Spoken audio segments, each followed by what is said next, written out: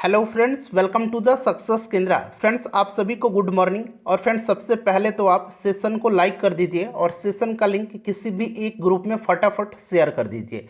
जैसे आप जानते हैं कि हम लोग बिहार पुलिस कांस्टेबल की जो भर्ती वर्ष 2023 में 21,391 पदों पर आई हुई है, उसके लिए हम लोग डेली एक सुपर प्रैक्टिस सेट को कवर करते हैं, जिसमें हम लोग केवल और केवल जो इम्पोर्टेंट प्रश्न है, वीवीआई क्वेश्चन है, महत्वपूर्ण प्रश्न है, उन्हीं को हम लोग डिस्कस करते हैं। और आज हमारा यह सुपर प्रैक्टिस सेट का सेट नंबर 10 है। इससे पहले ऑलरेडी मैंने आपको सेट नंबर 1 से लेकर के 9 तक को पूरी डिटेल में कवर करा दिया था। अगर आपने इन सेशंस को नहीं देखा है तो ज़रूर देख लीजिएगा। इनका लिंक आपको आज के इस सेशन के डिस्क्रिप्शन बॉक्स में मिल जाएगा। चैनल पर अगर आप पहली बार विजिट कर रहे हैं, बिहार पुलिस की बेहतरीन तरीके से तैयारी करना चाहते हैं, तो आप चैनल को सब्सक्राइब कर लीजिए और ये जो घंटी का निशान है, बेल आइकन है, इसको ज़रूर दबा लीजिएगा, ताकि जब भी बिहार पुलिस कांस्टेबल भर्ती 2023 से संबंधित कोई भी इम्पोर्टेंट वीडियो अपलोड किया जाए तो उसका नोटिफिकेशन सबसे पहले आपके पास पहुंच जाए। तो चलिए फ्रेंड्स, सेशन आज का स्टार्ट करते हैं। सेशन को मैं फिर से आपसे रिक्वेस्ट कर रहा हूं कि एक बार लाइक कर दीजिए और इसका लिंक किसी भी एक ग्रुप में शेयर कर दीजिए। आज के सेशन का पहला प्रश्न पढ़ेंगे। बहुत ही इंपॉर्टेंट क्वेश्चन है। चीन में कल्चरल रिवॉल्यूशन 1966 से 1976 तक 10 वर्षों तक चली। इस क्रांति की शुरुआत किसने की थी? देखिए, कल्चरल रिवॉल्यूशन जो है यह अंग्रेजी शब्द है। हिंदी में इसको हम लोग सांस्कृतिक क्रांति कहेंगे। क्लियर है? अगर आपसे पूछा जाए कि चीन में सांस्कृतिक क्रांति यानी कि कल्चरल रिवॉल्यूशन कब से कब तक चला था, तो याद रखेंगे 1966 से 1976 तक। कितने वर्षों तक चला था? तो 10 वर्षों तक चला था। इस क्रांति की शुरुआत किसने की थी, यही आपसे प्रश्न में पूछा गया है। सभी लोग इसका आंसर लाइव चैट में देकर के बताएंगे।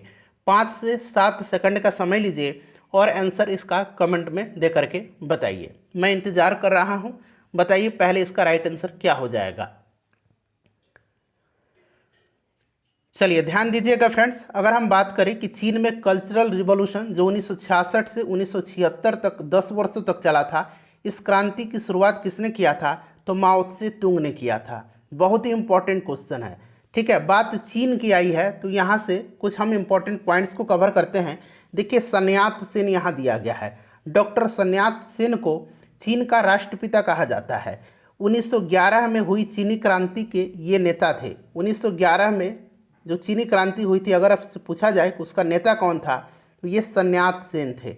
sun यat-sen ने कुओमिंतांग, अगर आपसे पूछा जाए कि कुओमिंतांग पार्टी की स्थापना चीन में किसने किया था, तो कुओमिंतांग पार्टी की स्थापना चीन में डॉक्टर sun यat-sen ने किया था। चीन का राष्ट्रपिता इनको कहा जाता है। चीन को एशिया का मरीज कहा जाता है। अगर पूछा जाए कि चीन को किसको एशिया का मरीज कहा जाता है, तो चीन को एशिया का मरीज कहा जाता है। ठीक है। अच्छा, भारत और चीन के बीच एक पंचशील समझौता हुआ था। कब हुआ था पंचशील समझौता? तो 1954 में भारत और चीन के बीच में हुआ था। इस पर हस्ताक्षर भारत के तत्कालीन प्रधानमंत्री पंडित जवाहरलाल नेहरू और चीन के जो प्रधानमंत्री था चाउ एन लाई, इन्हीं दोनों के मध्य हुआ था। जवाहरलाल नेहरू जी और चाउ एन लाई के मध्य हुआ था पंचशील समझौता। इतने सारे आपको पॉइंट्स ध्यान रखने हैं। चलिए नेक्स्ट क्वेश्चन कर लेंगे। अगला प्रश्न है कि निकोलो कोंटी नामक इतावली यात्री किसके शासनकाल में भारत आया था? निकोलो कोंटी नामक इतावली यात्री किसके शासनकाल में भारत आया था?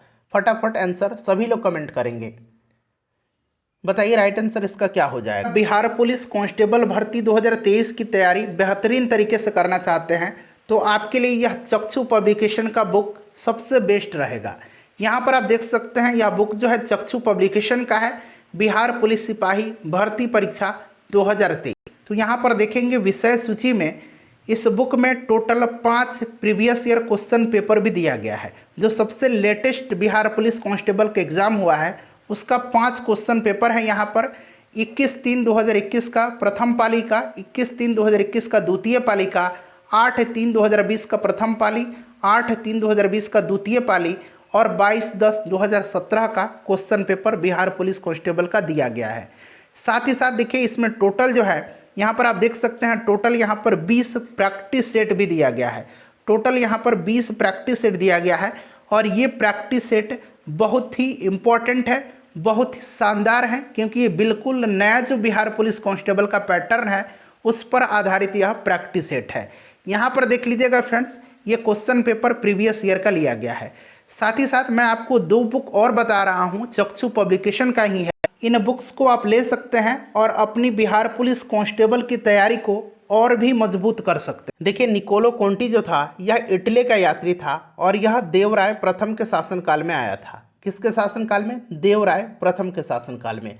अब्दुल रज्जाक जो था, अब्दुल रज्जाक, यह फारसी यात्री था और यह देवराय द्वितीय के शासनकाल में अब्दुल रज्जाक आया था। अच्छा, पूछा जाता है कि नूनिज किसके शासनकाल में आया था? नूनिज जो था यह पुर्तगाली यात्री था और यह अच्युत, यहाँ मैं लिख देता हूँ, अच्युत देवराय के समय में जो है आया था। क्लियर? याद रहेगा आपको, अच्युत देवराय के समय में आया था। कौन? तो नूनिज आया था। अच्छा, कृष्णदेव राय के समय में कौन आया था? तो कृष्णदेव राय के समय में डोमिंग पायस और बारबोसा आया था। बारबोसा और डोमिंग पायस, ये भी पुर्तगाली यात्री थे, ये आए थे दोनों कृष्णदेव राय के समय में। चलिए अगला प्रश्न कर लेंगे। नेक्स्ट क्वेश्चन हमारा कि भारतीय संविधान की किस अनुसूची में विभिन्न पदाधिकारियों द्वारा पद ग्रहण के समय ली जाने वाली शपथ का उल्लेख है? बताइए, राइट आंसर सभी लोग कमेंट करेंगे। देखिए, वर्तमान में अगर आपसे पूछा जाए कि भारतीय संविधान में कितनी अनुसूचियां हैं, तो टोटल बताइए 12 अनुसूचियां हैं। 22 भाषाओं का उल्लेख किस अनुसूची में है? आप कमेंट करेंगे। कमेंट करिए सभी लोग कि 22 भाषाओं का उल्लेख जो है किस अनुसूची में है। पहले इसका आंसर कमेंट करेंगे, फिर आप क्वेश्चन नंबर 3 का आंसर कमेंट करेंगे। बताइए, 22 भाषाओं का उल्लेख किस अनुसूची में है? तो ये 8वीं अनुसूची में है। अच्छा, किस अनुसूची में विभिन्न पदाधिकारियों द्वारा पद ग्रहण के समय ली जाने वाली शपथ का उल्लेख है? तो यह 3री अनुसूची में है। अच्छा, 4थी अनुसूची बहुत ही इंपॉर्टेंट है, 5वीं अनुसूची भी इंपॉर्टेंट है। 4थी अनुसूची में क्या है? 6ठी अनुसूची, ठीक है। 4थी अनुसूची में क्या है? तो इसमें राज्यसभा में सीटों का आवंटन है।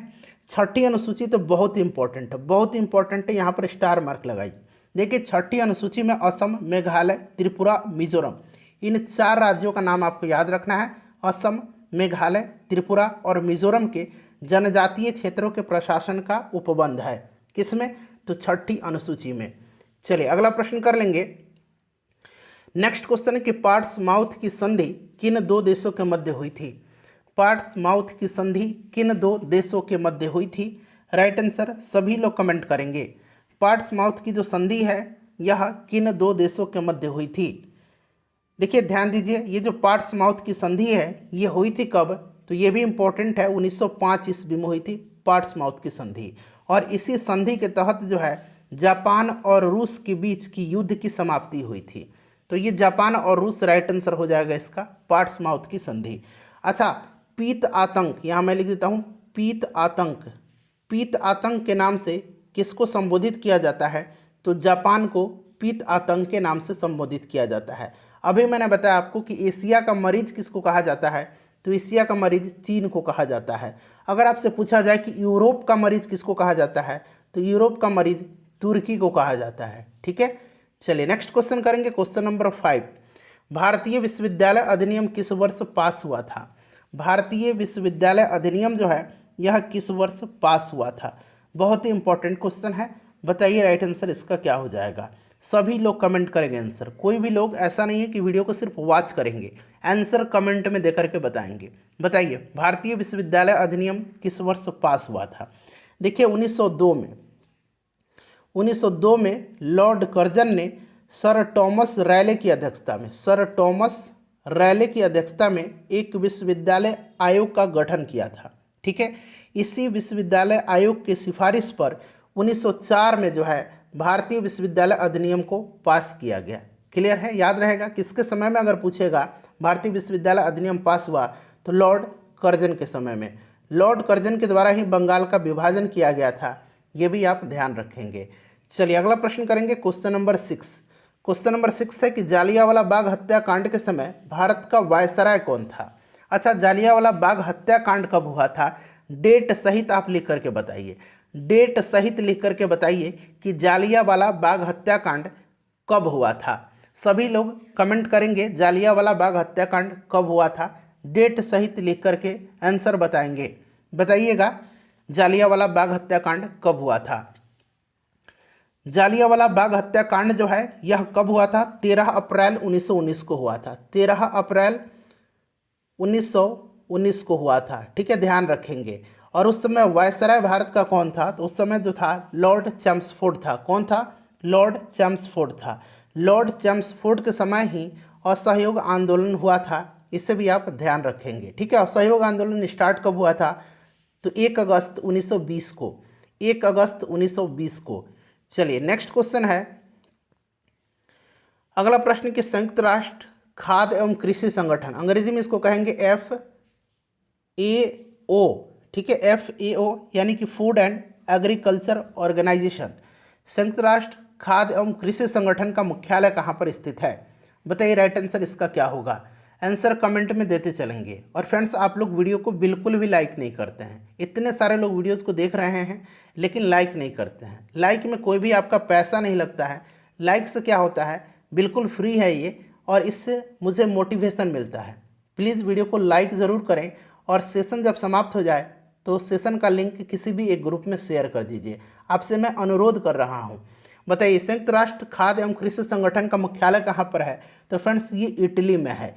इटली की राजधानी रोम में है। ठीक है फ्रेंड्स, इटली की राजधानी कहाँ पर है? तो रोम है, ये भी ध्यान रखेंगे। इसकी स्थापना कब हुई थी? तो इसकी स्थापना 1945 में हुई थी। ठीक है, चलिए अगला प्रश्न करेंगे। नेक्स्ट क्वेश्चन है कि भारतीय संविधान में न्यायपालिका की स्वतंत्रता किस देश से लिया गया है? न्यायपालिका की स्वतंत्रता भारतीय संविधान में किस देश से लिया गया है? बताइए राइट आंसर सभी लोग कमेंट करेंगे। चलिए, भारतीय संविधान में न्यायपालिका की स्वतंत्रता किस देश के संविधान से लिया गया है? तो फ्रेंड्स यह लिया गया संयुक्त राज्य अमेरिका से, USA राइट आंसर हो जाएगा। अच्छा, USA से क्या क्या लिया गया हमारे संविधान में? तो मौलिक अधिकार, न्यायिक पुनरावलोकन, संविधान की सर्वोच्चता, न्यायपालिका की स्वतंत्रता, निर्वाचित राष्ट्रपति एवं उस पर महाभियोग, उपराष्ट्रपति, उच्चतम एवं उच्च न्यायालयों के न्यायाधीशों की हटाने की विधि एवं वित्तीय आपातकाल। न्यायपालिका की स्वतंत्रता को कहाँ से लिया गया है? बताइए संयुक्त राज्य अमेरिका से। ठीक है, इतने सारे पॉइंट्स आपको ध्यान रखने हैं।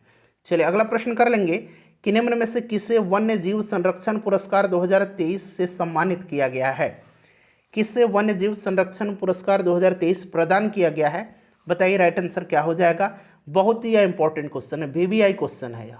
ठीक है, बताइए राइट आंसर इसका क्या होगा? वन्य जीव संरक्षण पुरस्कार 2023 किसको दिया गया है? तो फ्रेंड्स यह दिया गया है किसको? आलिया मीर को। आलिया मीर को दिया गया है। ये जम्मू कश्मीर की हैं, ध्यान रखेंगे। ठीक है, आलिया मीर राइट आंसर हो जाएगा। अगला प्रश्न कि मेगास्थनीज के अनुसार मौर्य काल में मार्ग निर्माण अधिकारी था। कौन था इसमें से मौर्य काल में मार्ग निर्माण अधिकारी? अच्छा, मेगास्थनीज के बारे में तो आपको पता ही है। ठीक है, इसकी पुस्तक कौन सी है? इंडिका है। और यह सेल्यूकस निकेटर का राजदूत था। मेगास्थनीज किसके शासनकाल में आया था? तो चंद्रगुप्त मौर्य के। ठीक है, मेगास्थनीज के अनुसार मौर्य काल में मार्ग निर्माण अधिकारी क्या कहलाता था? बताइए, सभी लोग कमेंट करके इसका आंसर बताएंगे। राइट आंसर इसका बताइए, बताइए कमेंट करके, जल्दी जल्दी आंसर आप लोग टाइप करेंगे। मेगास्थनीज के अनुसार मौर्य काल में जो मार्ग निर्माण अधिकारी था ये एग्रोनोमोई था। कौन था? एग्रोनोमाई। क्लियर है? अच्छा, ये अंतपाल कौन था? तो अंतपाल जो था ये सीमावर्ती दुर्गों का रक्षक था। मौर्य काल में सीमावर्ती दुर्गों का रक्षक कौन था? अंतपाल था। नगर रक्षा का अध्यक्ष कौन था? तो ये नायक था। राजुक कौन था? तो देखिए अशोक के समय में जनपदीय न्यायालय के न्यायाधीश को राजुक कहा जाता था। अगर प्रश्न पूछा जाए कि अशोक के समय जनपदीय न्यायालय के न्यायाधीश को क्या कहा जाता था? तो राजुक कहा जाता था। चलिए अगला प्रश्न करेंगे कि ऑरेंज नदी किस देश में बहती है? ऑरेंज नदी जो है यह किस देश में बहती है? बताइए, राइट आंसर कमेंट करके बताएंगे। कमेंट करिए, ऑरेंज नदी किस देश में बहती है? देखिए ऑरेंज नदी जो है यह दक्षिण अफ्रीका की सबसे लंबी नदी है। ऑरेंज नदी दक्षिण अफ्रीका में बहती है। दक्षिण अफ्रीका की सबसे लंबी नदी है ऑरेंज नदी। नेक्स्ट क्वेश्चन है क्वेश्चन नंबर 12 कि निम्नलिखित में से कौन सा क्रम सापेक्ष साइज को स्पष्ट दिखाता है? सापेक्ष साइज बढ़ते क्रम में दिया गया है। बताइए कौन सा सापेक्ष साइज बढ़ते क्रम में सही दिया गया है? देखिए क्या होता है कि आवर्त सारणी जो है इसमें हम लोग ग्रुप में जब हम ऊपर से नीचे आते हैं तो क्या होता है, परमाणु त्रिज्या बढ़ती जाती है। ठीक है, परमाणु त्रिज्या बढ़ती जाती है। और यहाँ पर देखेंगे लिथियम, सोडियम और पोटेशियम जो है यह ग्रुप 1 के तत्व हैं। ग्रुप 1 में लिथियम है, फिर सोडियम है, फिर पोटेशियम है। जब हम ऊपर से नीचे आ रहे हैं तो परमाणु त्रिज्या बढ़ रही है। इसका मतलब क्या हो रहा है कि साइज, त्रिज्या बढ़ रही है तो साइज भी तो बढ़ेगा, इसलिए ऑप्शन ए राइट आंसर इसका हो जाएगा। ठीक है, चलिए अगला प्रश्न करेंगे। क्वेश्चन नंबर 13 कि निम्नलिखित में से किस सुल्तान ने जिल ए इलाही की उपाधि धारण की थी। जिल ए इलाही की उपाधि किस शासक ने धारण किया था, किस सुल्तान ने धारण किया था। दिल्ली सल्तनत का कौन सा शासक था जिसने जिल ए इलाही की उपाधि धारण की थी, बताइए। सभी लोग कमेंट करेंगे। बहुत ही बेहतरीन क्वेश्चन है, इस सुपर प्रैक्टिस सेट में आप देख ही रहे हैं। किस सुल्तान ने जिल ए इलाही की उपाधि धारण किया था। तो देखिए जिल ए इलाही की उपाधि जो है यह धारण किसने किया था, तो बलबन ने किया था। जिल ए इलाही का मतलब होता है पृथ्वी पर ईश्वर की छाया, पृथ्वी पर ईश्वर की छाया। ठीक है, अच्छा, नियामत खुदाई की उपाधि भी बलबन ने ही धारण किया था। नियामत खुदाई, ये प्रश्न मैंने करा दिया था। नियामत खुदाई की उपाधि जो है ये भी बलबन ने ही धारण किया था। ठीक है, चलिए नेक्स्ट क्वेश्चन कर लेंगे। अगला प्रश्न है कि शुष्क वन अनुसंधान संस्थान कहाँ पर है। शुष्क वन अनुसंधान संस्थान जो है ये कहाँ पर है। चलिए राइट आंसर कमेंट करेंगे, राइट आंसर सभी लोग कमेंट करेंगे। शुष्क वन अनुसंधान संस्थान जो है कहाँ पर स्थित है। अच्छा, इससे पहले वाले वीडियो में मैंने आपको शायद करवाया था कि वर्षा वन अनुसंधान संस्थान कहाँ है। वर्षा वन अनुसंधान संस्थान कहाँ पर है, ये भी कमेंट करके बताइए, पता चले कि आप लोग कितने लोग जो हैं वीडियो को ध्यानपूर्वक देखते हैं। बताइए, वर्षा वन अनुसंधान संस्थान और शुष्क वन अनुसंधान संस्थान दोनों का आंसर लिखेंगे। ठीक है, वर्षा वन अनुसंधान संस्थान और शुष्क वन अनुसंधान संस्थान दोनों का आंसर कमेंट करिए। बताइए बताइए राइट आंसर इसका क्या हो जाएगा। थोड़ा देर मैं इंतजार कर रहा हूँ ताकि आप लोग इत्मीनान से टाइप कर दें। बताइए वर्षा वन अनुसंधान संस्थान कहाँ पर है। देखिए वर्षा वन अनुसंधान संस्थान जो है ये जोरहाट असम में है। ठीक है, कहाँ पर है, जोरहाट में है। और यहाँ पर शुष्क वन पूछा गया है तो राजस्थान के जोधपुर में है। क्लियर। अच्छा, वन अनुसंधान संस्थान कहाँ पर है, केवल वन अनुसंधान संस्थान पूछेगा तो ये देहरादून में है। चलिए अगला प्रश्न है कि घरेलू हिंसा से महिला संरक्षण अधिनियम निम्नलिखित में से किस वर्ष पारित किया गया था। महिला संरक्षण अधिनियम किस वर्ष पारित किया गया था घरेलू हिंसा से महिलाओं को छुटकारा दिलाने के लिए। बताइए राइट आंसर इसका क्या हो जाएगा, राइट आंसर इसका क्या हो जाएगा, कमेंट करके बताइए इसका राइट आंसर क्या हो जाएगा, बताइए।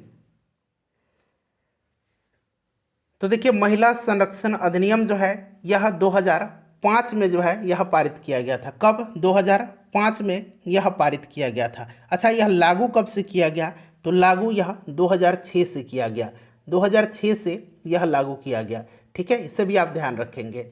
चलिए अगला प्रश्न है हमारा कि विश्व के पहले नैनो यूरिया संयंत्र को किस राज्य में स्थापित किया गया है। विश्व का पहला है इसीलिए इम्पोर्टेंट है और ख़ास करके यह भारत में स्थापित किया गया है। इस दृष्टिकोण से यह और भी महत्वपूर्ण बन जाता है। भारत में विश्व का पहला नैनो यूरिया संयंत्र किस राज्य में स्थापित किया गया है, बताएंगे। सभी लोग आंसर कमेंट करेंगे भाई, राइट आंसर इसका क्या हो जाएगा। तो देखिए फ्रेंड्स यह जो है यह गुजरात में स्थापित किया गया है। गुजरात के गांधीनगर जिले के कलोल में, गांधीनगर जिले के अगर जगह का नाम पूछेगा तो कलोल में, गुजरात राइट आंसर हो जाएगा। अगला प्रश्न हमारा कि डेट्रॉयट नामक नगर किसके लिए प्रसिद्ध है। डेट्रॉयट जो है यह किसके लिए प्रसिद्ध है, बताइए राइट आंसर क्या हो जाएगा। डेट्रॉयट किसके लिए प्रसिद्ध है। डेट्रॉयट जो है यह कहाँ पर है, अमेरिका में है। डेट्रॉयट अमेरिका में है और यह मोटर वाहन उद्योग के लिए प्रसिद्ध है, यानी कि ऑटोमोबाइल उद्योग के लिए यह फेमस है। ठीक है, चलिए नेक्स्ट क्वेश्चन कर लेंगे कि लैंड ऑफ थंडरबोल्ट के नाम से किस देश को जाना जाता है। लैंड ऑफ थंडरबोल्ट के नाम से किस देश को जाना जाता है, बताइए राइट आंसर इसका क्या हो जाएगा। लैंड ऑफ थंडरबोल्ट के नाम से किसको जाना जाता है। चलिए लैंड ऑफ थंडरबोल्ट, बताइए राइट आंसर इसका क्या हो जाएगा, कमेंट करेंगे सभी लोग।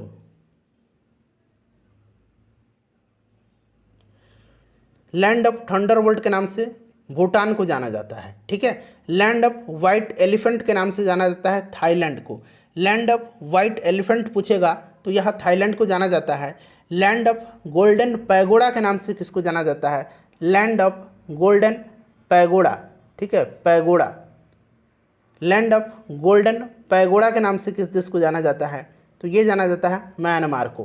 Clear. Land of Thunderbolt Japan, land of white elephants Thailand, land of golden pagoda Myanmar. चलिए नेक्स्ट क्वेश्चन है हमारा क्वेश्चन नंबर 19 कि the blue book A writers general पुस्तक किसके द्वारा लिखी गई है? The blue book A writers general पुस्तक के लेखक कौन हैं? सभी लोग आंसर कमेंट करेंगे। और फ्रेंड्स जब सेशन समाप्त होगा तो आप लोग सेशन से बाहर निकलिएगा, यानी कि वीडियो को कट कर दीजिएगा और फिर से वीडियो को ओपन करके और अपना स्कोर जो है आप लोग कमेंट बॉक्स में लिखिएगा। कमेंट बॉक्स में लिखने पर यह हमेशा दिखाई देगा कि किसने कितना स्कोर किया है। चलिए, the blue book A writers general पुस्तक किसके द्वारा लिखी गई है? तो यह पुस्तक लिखा गया है अमिताभ कुमार ने। अमिताभ कुमार, ध्यान रखेंगे। चलिए अगला प्रश्न है कि कोशिका में राइबोसोम की अनुपस्थिति में कौन सा कार्य संपादित नहीं होगा? कोशिका में अगर राइबोसोम अनुपस्थित हो जाए तो कौन सा कार्य जो है यह संपादित नहीं होगा? राइट आंसर बताइए क्या होगा इसका। देखिए, कोशिका में राइबोसोम की अनुपस्थिति में प्रोटीन संश्लेषण जो है यह नहीं होगा। राइबोसोम को कोशिका की प्रोटीन की फैक्ट्री कहा जाता है। अगर इस बात को आप याद रखे हैं तो आप आसानी से इसका आंसर दे पाएंगे। माइटोकॉन्ड्रिया को पावर हाउस कहा जाता है और आत्महत्या की थैली लाइजोसोम को कहा जाता है। लाइजोसोम को कहा जाता है, ठीक है। चलिए नेक्स्ट क्वेश्चन कर लेंगे। अगला प्रश्न है कि बिहार में वह जिला जहां वर्ष 2001 से 2011 की अवधि में, यानी कि 2001 से 2011 10 वर्ष हुआ, इसको हम लोग दशक कहते हैं। तो दशकीय जनसंख्या वृद्धि दर अंकित कहाँ पर की गई है? सबसे ज़्यादा सर्वाधिक दशकीय जनसंख्या वृद्धि दर वाला बिहार का कौन सा जिला है जनगणना 2011 के अनुसार? सभी लोग आंसर कमेंट करेंगे। करेक्ट आंसर इसका क्या हो जाएगा?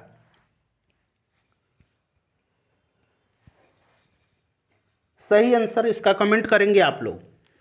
कई बार मैंने डिस्कशन के दौरान बताया भी है। राइट आंसर इसका क्या हो जाएगा? तो देखिए फ्रेंड्स, जहाँ पर सबसे ज़्यादा दशकीय जनसंख्या वृद्धि हुई है वह बिहार का जो जिला है कौन सा है? तो फ्रेंड्स यह बिहार का जिला जो है यह मधेपुरा है। कौन सा है? मधेपुरा है। और सबसे अगर कम दशकीय जनसंख्या वृद्धि दर पूछा जाए तो ये गोपालगंज का रहा है। चलिए अगला प्रश्न है हमारा कि अलाउद्दीन खिलजी का उत्तराधिकारी कौन था? अलाउद्दीन खिलजी का उत्तराधिकारी कौन था? सभी लोग आंसर कमेंट करेंगे भाई। अलाउद्दीन खिलजी का उत्तराधिकारी कौन था? बताइए राइट आंसर क्या हो जाएगा? तो देखिए, अलाउद्दीन खिलजी का जो उत्तराधिकारी था यह कौन था? कुतुबुद्दीन मुबारक खिलजी था। कुतुबुद्दीन मुबारक खिलजी यह खिलजी वंश का आखिरी शासक था, आखिरी सुल्तान था। इसकी हत्या इसकी वजीर खुसरो खान ने कर दिया, ठीक है, खुसरो खान ने कर दिया और दिल्ली सल्तनत पर तुगलक वंश की स्थापना किया था। और यही खुसरो खान जो था गियासुद्दीन तुगलक के नाम से सिंहासन पर बैठा था। क्लियर है? चलिए आगे बढ़ेंगे, नेक्स्ट क्वेश्चन कर लेंगे। अगला प्रश्न हमारा कि मांग के लिए आवश्यक तत्व है। मांग के लिए आवश्यक तत्व है, बताइए राइट आंसर क्या हो जाएगा? तो देखिए, किसी वस्तु को प्राप्त करने की इच्छा, वस्तुओं को क्रय करने के लिए साधन, वस्तुओं को खरीदने के लिए साधन को खर्च करने की तत्परता। यानी कि वस्तु की इच्छा, एक निहित मूल्य, साधन व्यय करने की तत्परता। उपरोक्त सभी इसका करेक्ट आंसर हो जाएगा। अगला प्रश्न है कि संघ लोक सेवा आयोग का अध्यक्ष और उसके सदस्यों का कार्यकाल कितना होता है? संघ लोक सेवा पूछा गया है, राज्य लोक सेवा होता है और संघ लोक सेवा होता है। तो आपसे संघ लोक सेवा पूछा गया है। संघ लोक सेवा आयोग का अध्यक्ष और सदस्यों का कार्यकाल कितना होता है? संघ लोक सेवा आयोग के अध्यक्ष और सदस्यों की नियुक्ति राष्ट्रपति के द्वारा की जाती है, ठीक है, ध्यान रखेंगे। चलिए बताइए राइट आंसर इसका क्या हो जाएगा? और राज्य लोक सेवा के जो अध्यक्ष है और उसके सदस्य है उसकी नियुक्ति राज्यपाल के द्वारा की जाती है, परंतु राज्यपाल को हटाने का अधिकार उसको नहीं है। संघ लोक सेवा आयोग के अध्यक्ष और सदस्यों का कार्यकाल होता है 6 वर्ष या 65 वर्ष की आयु सीमा, जो भी पहले हो। और राज्य लोक सेवा आयोग का अध्यक्ष का जो और उसके सदस्य की जो सीमा है आयु की, ये आपका 6 वर्ष या 62 वर्ष है। चलिए नेक्स्ट क्वेश्चन है कि प्रतिरोध का व्युत्क्रम चालकता है। प्रतिरोध का व्युत्क्रम जो है चालकता है। यदि प्रतिरोध की इकाई ओम है तो चालकता की इकाई क्या होगी? बताइए राइट आंसर क्या होगा इसका। यदि प्रतिरोध की इकाई ओम है तो चालकता की इकाई क्या होगी? बहुत ही सिंपल सा क्वेश्चन है, थोड़ा सा दिमाग लगाना है आपको और इसका आंसर टाइप कर देना है। तो देखिए अगर इसका यूनिट ओम है प्रतिरोध का, तो प्रतिरोध का क्या है? ये व्युत्क्रम है ना चालकता, तो ओम इनवर्स हो जाएगा, सीधी सी बात है, या 1/ओम कहिए, ओम इनवर्स हो जाएगा या 1/ओम कहिए, और इसको हम लोग कहते हैं ओम इनवर्स को मोह। ठीक है, तो 1/ओम इसका राइट आंसर हो जाएगा, या मोह दो ये भी सही है, या ओम इनवर्स दो ये भी सही है। चलिए अगला प्रश्न करेंगे कि एक वयस्क पुरुष के लिए सामान्य हीमोग्लोबिन की मात्रा प्रति 100 ml रक्त में कितना होती है? एक वयस्क मनुष्य के लिए सामान्य हीमोग्लोबिन की मात्रा प्रति 100 ml कितना है? एक रेंज होता है, और यहाँ पर सामान्य पूछा गया है, रेंज नहीं पूछा गया आपसे सामान्य मात्रा पूछा गया है, बताइएगा। तो देखिए पुरुषों के लिए जो है यह 14.5 ग्राम होना चाहिए, और महिलाओं के लिए 13.5 ग्राम होना चाहिए। चलिए नेक्स्ट क्वेश्चन कर लेंगे कि केंद्रीय सरकार का उच्चतम सिविल अधिकारी कौन होता है? उच्चतम सिविल अधिकारी केंद्रीय सरकार का कौन होता है? उच्चतम विधि अधिकारी नहीं, सिविल अधिकारी पूछा गया है। उच्चतम विधि अधिकारी तो आपको पता है कि महान्यायवादी अटॉर्नी जनरल को कहा जाता है। उच्चतम सिविल अधिकारी किसको कहा जाता है? तो उच्चतम सिविल अधिकारी जो है यह कहा जाता है कैबिनेट सचिव को, कैबिनेट सचिव को यानी कि मंत्रिमंडल सचिव को कहा जाता है। नेक्स्ट क्वेश्चन कर लेंगे, question number 28। Friends please session को एक बार लाइक कर दीजिए, प्लीज सेशन को लाइक कर दीजिए। देखिए रूसी क्रांति के समय रूस का शासक कौन था? रूसी क्रांति के समय रूस का शासक कौन था? अच्छा, रूस की क्रांति हुई थी कब? रूस की क्रांति हुई थी 1917 में, रूसी क्रांति 1917 में हुई थी। ठीक है, ध्यान रखेंगे। और उस समय रूस का शासक कौन था? उस समय रूस का शासक जो था यह जार निकोलस द्वितीय था, जार निकोलस द्वितीय था। अच्छा, फ्रांस की क्रांति की शुरुआत कब हुई थी? तो 1789 में फ्रांसीसी क्रांति की शुरुआत हुई थी, इसे भी आप ध्यान रखेंगे। रूस की क्रांति 1917 में। नेक्स्ट क्वेश्चन है हमारा कि सल्तनत काल में मंत्रिपरिषद को क्या कहा जाता है? सल्तनत काल में मंत्रिपरिषद को क्या कहा जाता है? कमेंट करेंगे आंसर सभी लोग कमेंट करेंगे। सल्तनत काल में मंत्रिपरिषद को क्या कहा जाता था? कमेंट किस प्रकार से करना है? तो यहाँ पर क्वेश्चन का नंबर, जैसे ये 29 नंबर है, यहाँ पर टाइप कर दीजिए, और यहाँ पर जो भी ऑप्शन है A B C D यहाँ पर आप टाइप कर दीजिए। जैसे कि A सही है तो A लिखिए, B सही है तो B लिखिए, C सही है तो C लिखिए, D सही है तो D लिख दीजिए। बताइए सल्तनत काल में मंत्रिपरिषद को क्या कहा जाता है? तो फ्रेंड्स सल्तनत काल में मंत्रिपरिषद को जो है मजलिस खलवत कहा जाता था, विजारत कहा जाता था। मुगल काल में मंत्रिपरिषद को, अगर पूछा जाए कि मुगल काल में मंत्रिपरिषद को क्या कहा जाता था, तो विजारत कहा जाता था। क्लियर है? चलिए अगला प्रश्न हमारा कि यदि दो स्थानों की स्थिति में 90 डिग्री देशांतर का अंतर है तो दोनों स्थानों के बीच में समय का अंतर कितना होगा? बताइए, दो स्थानों की स्थिति में अगर 90 डिग्री देशांतर का अंतर है तब दोनों स्थानों के बीच समय का अंतर कितना होगा? समय का अंतर दोनों स्थानों के बीच कितना होगा? बताइए राइट आंसर क्या हो जाएगा? आपको पता है कि 1 डिग्री देशांतर में कितने समय का अंतर होता है? तो 4 मिनट का, 4 मिनट का अंतर होता है। तो बहुत ही ईजी है, अगर 1 डिग्री में 4 मिनट का अंतर है तो 90 डिग्री में कितना होगा? 90 गुना 4 कर दीजिए, यानी कि 9 चौका 36, यानी कि 360 मिनट हो जाएगा। अब 360 मिनट को हम घंटा में बदलेंगे तो 60 से हम लोग डिवाइड कर देंगे, 0 से 0 कैंसिल हो जाएगा, और 36 6 टाइम में 6 से कट गया, तो 6 घंटा इसका राइट आंसर हो जाएगा। अगला प्रश्न कि इनमें से कौन सी रचना कृष्णदेव राय की है? कृष्णदेव राय की रचना इसमें से कौन सी है? बताइए, कृष्णदेव राय की रचना इसमें से कौन सी है? तो कृष्णदेव राय की 2 रचनाएं आपको याद रखना है, एक तो आमुक्त मल्याद हो गया, और दूसरा जाम्बवती कल्याण, जाम्बवती कल्याण। ठीक है, याद रखेंगे, जाम्बवती यहाँ मैं लिख देता हूँ, जाम्बवती कल्याण। ठीक है, और एक आमुक्त मल्याद, ये कृष्णदेव राय की रचना है। ठीक है, चलिए पांडुरंग महात्म्य जो है यह तेनालीरामन की रचना है। नेक्स्ट क्वेश्चन है कि अल्फा टॉक्सिन नामक विष उत्पन्न होता है। एक अल्फा टॉक्सिन है, एक अल्फा टॉक्सिन है, अल्फा टॉक्सिन। ठीक है, एक अल्फा टॉक्सिन है और एक है एफ्लाटॉक्सिन। ठीक है, एक अल्फा टॉक्सिन हो गया और एक है एफ्लाटॉक्सिन, एफ्लाटॉक्सिन। ठीक है, तो देखिए अल्फा टॉक्सिन पूछा गया है, तो अल्फा टॉक्सिन जो है ये जीवाणु के द्वारा होता है, और एफ्लाटॉक्सिन पूछेगा, ये एफ्ला है ये अल्फा है, तो एफ्लाटॉक्सिन कवक के द्वारा। ठीक है, दोनों को मिक्स मत करिएगा। चलिए नेक्स्ट क्वेश्चन है कि लाल सागर और भूमध्य सागर को जोड़ने वाली नहर कौन सी है। लाल सागर और भूमध्य सागर को जोड़ने वाली जो नहर है ये कौन सी है। सिंपल सा क्वेश्चन है, यह नहर जो है यह स्वेज नहर है। चलिए अगला प्रश्न है हमारा कि लोकसभा के सदस्य अपना त्यागपत्र किसे सौंपते हैं। लोकसभा के सदस्य जो हैं अपना त्यागपत्र किसको सौंपते हैं, बताइएगा। राइट आंसर क्या हो जाएगा, सोच समझ के आंसर दीजिएगा। लोकसभा के सदस्य अपना त्यागपत्र किसको सौंपते हैं, बताइए राइट आंसर क्या हो जाएगा। चलिए, लोकसभा का अध्यक्ष उपाध्यक्ष को त्यागपत्र देता है और उपाध्यक्ष लोकसभा का अध्यक्ष को त्यागपत्र देता है, और लोकसभा के सदस्य अपना त्यागपत्र किसको देते हैं, बताइए। तो ये देते हैं लोकसभा के अध्यक्ष को। ठीक है, चलिए उसके बाद नेक्स्ट क्वेश्चन है कि जैनदा अवस्था किस धर्म का धार्मिक ग्रंथ है। जैनदा अवस्था जो है यह किस धर्म का धार्मिक ग्रंथ है। जैनदा अवस्था जो है यह किस धर्म का है। बाइबल ईसाइयों का है, ठीक है, कुरान मुस्लिम का है, बताइए। जैनदा अवस्था किसका है, तो यह पारसियों का धार्मिक ग्रंथ है जैनदा अवस्था।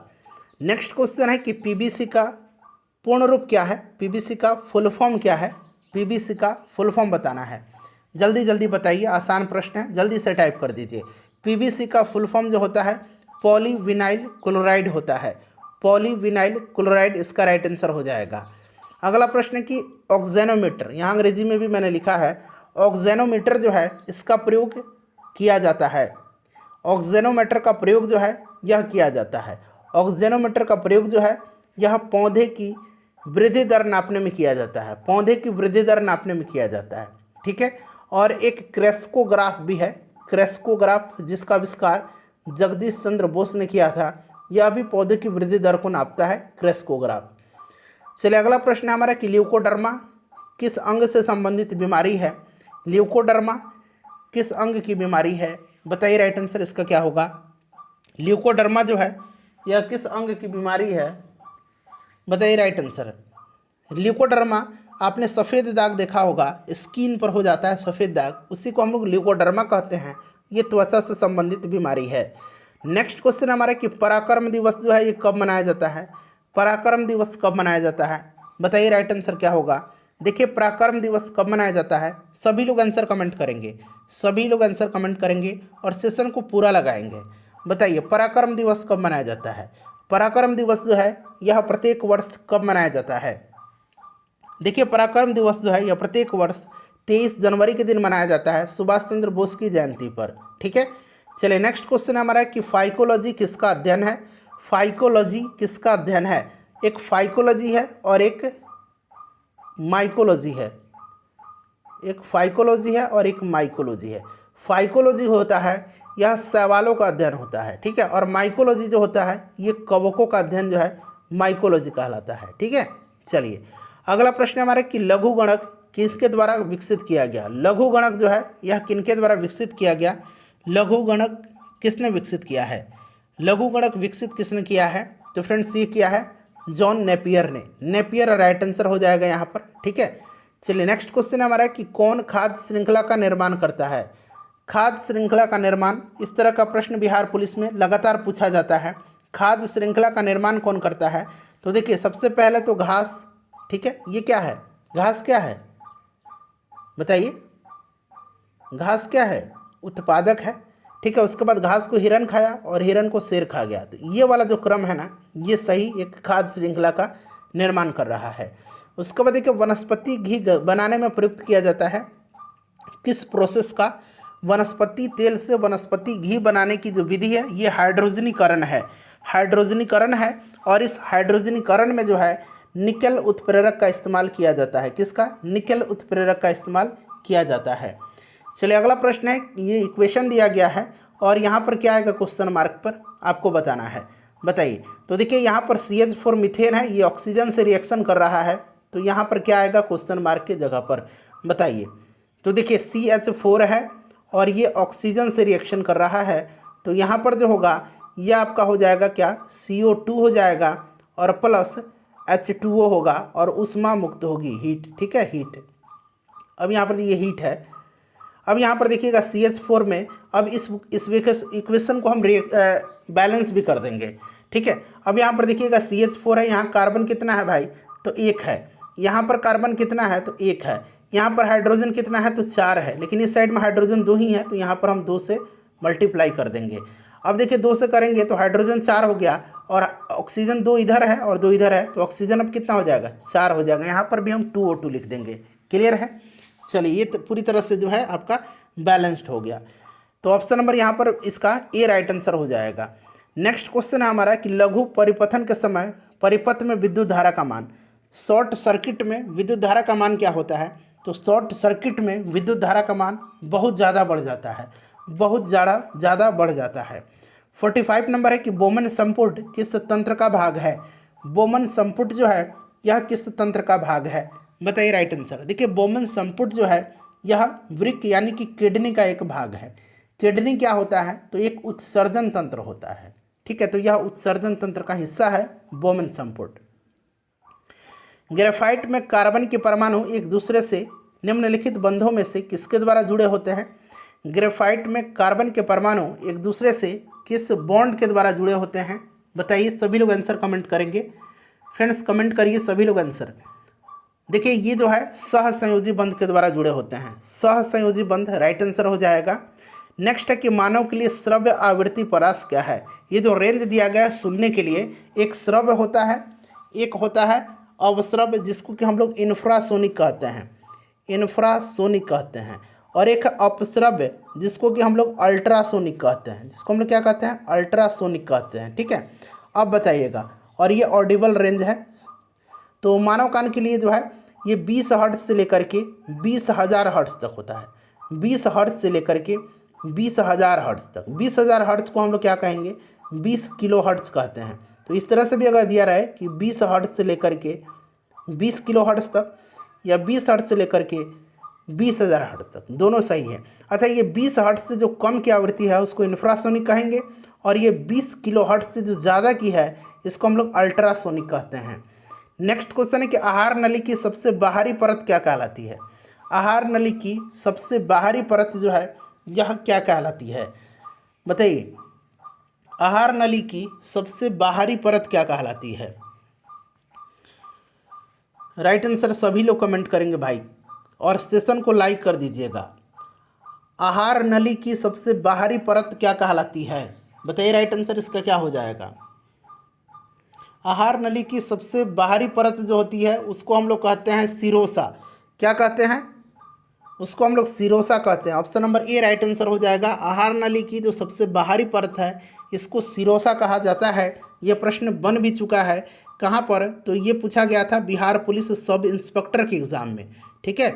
इसको सिरोसा कहा जाता है, क्लियर है, याद रखेंगे। और आहार नली में लुमन की सबसे जो भीतरी परत होती है, सबसे भीतरी परत, उसको म्यूकोसा कहा जाता है। चलिए 49 नंबर क्वेश्चन है कि निम्नलिखित में से कौन सी उष्मा की इकाई नहीं है। उष्मा की इकाई इसमें से देखिए कौन सा नहीं है, ध्यानपूर्वक पढ़िएगा और आंसर कमेंट करिए सभी लोग। देखिए इसमें से उष्मा की जो इकाई है वो कैलोरी है, ब्रिटिश थर्मल यूनिट है BTO, और जूल है। फ़ोन जो है ये उष्मा की इकाई नहीं है, फ़ोन उष्मा की इकाई नहीं है, फ़ोन उष्मा की इकाई नहीं है। ध्यान रखेंगे 1 कैलोरी बराबर कितना होता है, तो 1 कैलोरी बराबर होता है 4.18 जूल। ये भी प्रश्न बनता है, ठीक है, इसे भी आप ध्यान रखेंगे। चलिए 50 नंबर प्रश्न है कि पाचन तंत्र द्वारा उत्पादित अम्ल कौन सा है। इसका आंसर मैं आपको बता रहा हूँ, तब तक आप लोग क्या करिए, सेशन को लाइक कर दीजिए और आप कमेंट बॉक्स में चले जाइए और अपना स्कोर कमेंट करके बता दीजिए। 85 प्रश्न को हम लोग सुपर प्रैक्टिस सेट में कवर करते हैं। पाचन तंत्र द्वारा जो उत्पादित अम्ल है यह हाइड्रोक्लोरिक अम्ल